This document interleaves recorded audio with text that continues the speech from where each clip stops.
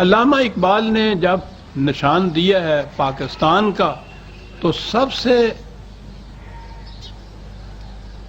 وہ چیز جس سے سب سے زیادہ شدت سے احتیاط برتنے کی ضرورت تھی وہ یہی کہا تھا کہ یاد رکھو اس ملا کی گرفت میں نہ آ جانا کہیں. اسی سے چھڑانے کے لیے تو یہ تصور پاکستان دیا جا رہا ہے.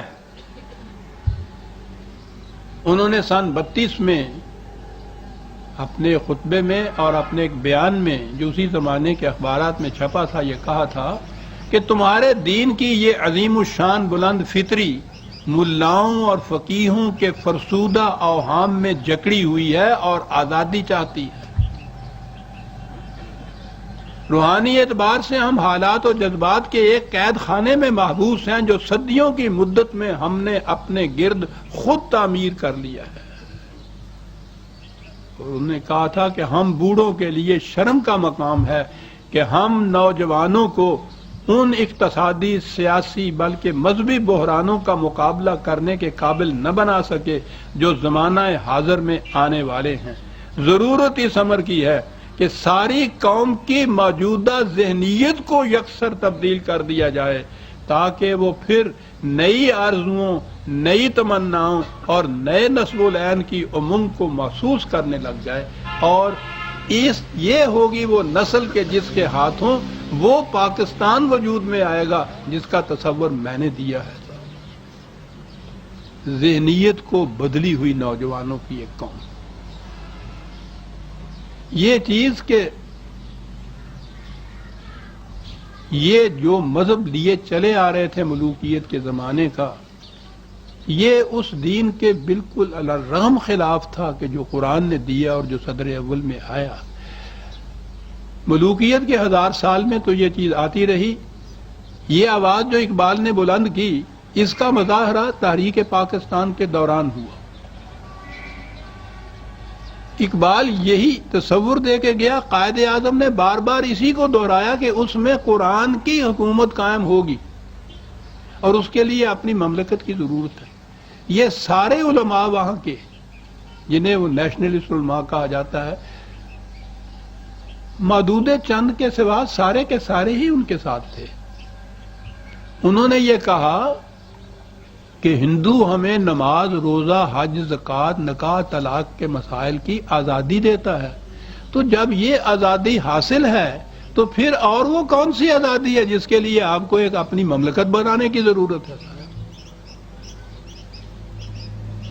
یہ کہتے تھے کہ بابا اسی کا نام اسلام نہیں یہ تو مذہب ہے. دین تو وہ ہے کہ جب قرآن کے احکام کو ہم قانون کی حیثیت سے اپنی مملکت میں نافذ کر سکیں. اور یہ تھی وہ کشمکش یہ تھی وہ ضد یہ تھی وہ جنگ یہ تھی لڑائی تاریخ پاکستان کے دوران جو لڑی جا رہی ہے. سارا وقت ہمارا میں نے ہمارا کہہ دیا ہے اپنے آپ کو بھی شامل کرتا ہوں کہ میں بھی ان خدام کی صف میں شامل تھا. اپنی بساط کے مطابق بڑی لڑائی لڑی ہے میں نے ان کے ساتھ اگرچہ اس کا خمیازہ یہاں آ کے بھگت رہا ہوں. لڑائی یہ تھی اقبال کہتا یہ تھا اور ہم یہی دہراتے تھے کہ ملا کو جو ہے ہند میں سجدے کی اجازت نادان سمجھتا ہے کہ اسلام ہے آزاد.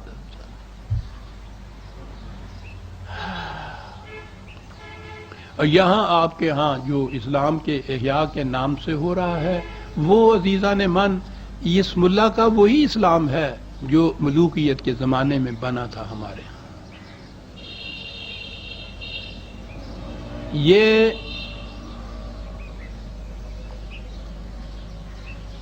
انہوں نے یہاں آنے کے بعد یعنی جنہوں نے وہاں اتنی مخالفت کی تھی پاکستان کی کہ ضرورت ہی نہیں ہے یہاں آنے کے بعد وہ سب ادھر آ گئے پاکستان میں اور مطالبہ کیا کہ پاکستان اسلام کے نام پہ لیا گیا ہے اس لیے یہاں اسلامی قوانین نافذ ہونے چاہیے. اور وہ تو ہم ہی جانتے ہیں اسلامی قوانین کیا ہوتے ہیں تم کون کیا جانو مغرب زدہ. اس لیے ہمارے ہاتھ میں 2 اقتدار اور قانون سازی کا اقتدار. یہ اعلان یہاں آ کے کیا یہ مطالبہ یہاں آ کے کیا. ان سے کہا یہ گیا کہ آپ حضرات تو دو ملا مل کر، دو علماء مل کر ایک جیسی نماز نہیں پڑھ سکتے، تو ایک مملکت کے لیے قوانین بنانا جن کا اطلاق تمام مسلمانوں کے اوپر یکساں ہو. یاد رکھیے، قانون مملکت کا وہی ہوتا ہے جس کا اطلاق تمام مملکت کے افراد پہ یکساں ہوتا ہے. الگ الگ فرقوں کے لیے الگ الگ قانون نہیں ہوتا. ان سے کہا گیا کہ آپ کے تو الگ الگ فرقے ہیں اور اتنا اختلاف ہے ایک کا دوسرے کے ساتھ، جیسا میں نے ابھی عرض کیا کہ کوئی ایسا شخص جو آپ کی طرح ہاتھ سینے پہ نہیں باندھتا آپ کی مسجد میں نماز پڑھتا ہے تو آپ اس فرش کو اکھڑوا دیتے ہیں. تو مملکت کے لیے قانون کیسے بنے گا؟ انہوں نے کہا کہ نہیں صاحب، ہمارے خلاف اختلافات کی آڑ لے کے بہانہ بنایا جاتا ہے، ہم بنائیں گے. اچھا جی. انہوں نے ایک اپنی کانفرنس کی تھی. ہمارے ہاں عزیزان امان یہ تاریخ بھی محفوظ نہیں. کیا مصیبت ہے. بہرحال کبھی خدا توفیق دے تو طلوع اسلام کی آپ فائل پڑھیے، اس میں مل جائے گی یہ تاریخ، پہلی بھی ملے گی اور یہ بھی ملے گی. انہوں نے یہ کانفرنس کی 51 میں، اور اس میں یہ مختلف فرقوں کے تمام علماء کو اکٹھا کر کے یہ فیصلہ کیا کہ پاکستان کا قانون کتاب و سنت کے مطابق بنے گا، اور کہہ دیا کہ اس پہ ہم سب فرقے کے علماء نے، نمائندوں نے دستخط کر دیے ہیں، دیجئے. متفق ہو گئے ہم. میں نے ان سے کہا کہ صاحب یہی تو وہ نزاع کی بات ہے کہ جس سے آپ متفق کہہ رہے ہیں، اسی سے تو اختلاف ابھرنے ہیں. کتاب تو آپ نے درمیان میں لانی نہیں ہے، وہ تو برائے وزن بیعت ہے. جسے آپ سنت کہہ رہے ہیں وہ تو ہر فرقے کی الگ الگ ہے.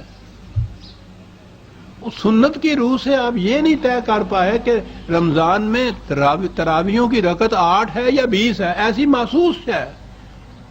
مملکت کا قانون متفق علیہ یہ نہیں بنے گا. اور آپ کو معلوم ہے نا، وہ مجھے منکر سنت، منکر حدیث، یہ سب کچھ جو ہوا یہاں آنے کے بعد بھی، وہ اسی لیے تھا کہ یہ دکھتی ہوئی رگ تھی جو میں نے یہ پکڑی کہ یہ نہیں بن سکے گا. 20 سال تک یہ پروپیگنڈا ہوتا رہا کہ یہاں کی حکومتیں اسلامی قانون بنانے کے معاملے میں دیانتدار ہی نہیں ہیں، اور کہتی جا رہی ہیں کہ تمہارے یہ اختلافات جو ہیں ان کی روح سے تو یہ مٹ ہی نہیں سکتا، یہ بن ہی نہیں سکتا. 20 سال تک یہ ہوتا رہا. ہر حکومت کے خلاف یہ فساد بڑھ رہا تھا. یہ ریزولیشن جو پاس کیا تھا اس میں سر فہرست دستخط کرنے والوں میں سید ابو العلا مودودی علیہ الرحمہ بھی تھا. 20 سال کے بعد اس نے، مرحوم نے خود یہ اعلان کیا کہ کتاب و سنت کی بنا پر کوئی ایسا ضابطۂ قوانین نہیں بن سکتا جسے تمام فرقوں کے یہ مسلمان متفقہ طور پر اسلامی تسلیم کر لیں. غور فرمائیے آپ، کوئی پوچھنے والا نہیں. اور یہ ستم ظریفی کہ جس زمانے میں انہوں نے یہ اعلان کیا تھا، اسی زمانے میں انہی کی جماعت اسلامی کی مجلس شورا نے ریزولیشن پاس کیا تھا، حکومت سے کہا تھا کہ کتاب و سنت کے مطابق تم آئین قانون کیوں نہیں بناتے. وہ کہہ رہے ہیں امیر جماعت کے بن نہیں سکتا. مجلس شورا ریزولیشن پاس کر دیا کہ بناتے کیوں نہیں ہو. تماشا ہو رہا ہے عزیزان من، دین کے ساتھ مذاق ہو رہا ہے. خدا معاف کرے ہم سب کو.